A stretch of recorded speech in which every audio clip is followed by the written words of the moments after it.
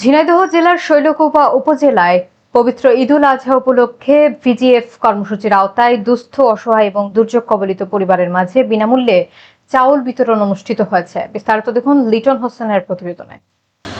উপজেলা নির্বাহী অফিসারের কার্যালয় সূত্রে জানা যায়, 2025-26 অর্থ বছরে মানবিক সহায়তা কর্মসূচির আওতায় উপজেলা 2 নং মির্জাপুর ইউনিয়নের জন্য মোট 3,104টি কার্ডের 31,040 কেজি চাউল বরাদ্দ প্রদান করা হয়েছে। সরকারের এই মানবিক সহায়তা কর্মসূচির আওতায় অতি দরিদ্র, দিনমজুর, বিধবা, প্রতিবন্ধী, অসচ্ছল মুক্তিযোদ্ধা ও খাদ্য সংকটে থাকা পরিবারগুলোর মাঝে প্রতি কার্ডের বিপরীতে 10 কেজি করে চাউল বিতরণ কার্যক্রম চলছে।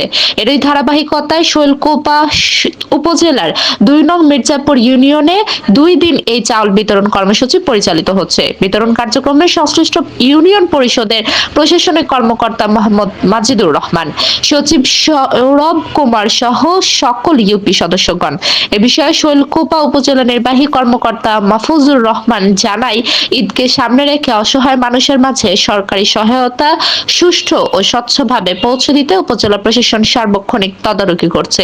তিনি আরো বলেন, ভিজিএফ চাল বিতরণে কোনো ধরনের অনিয়ম সহ্য করা হবে না এবং অভিযোগ পাওয়া গেলে প্রয়োজনীয় ব্যবস্থা গ্রহণ করা হবে।